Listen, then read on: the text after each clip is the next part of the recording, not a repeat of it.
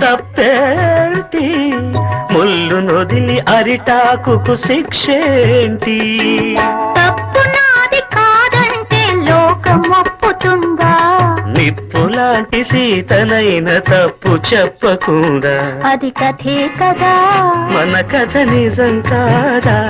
అది కథే కదా, మన కథ నిజం కాదా?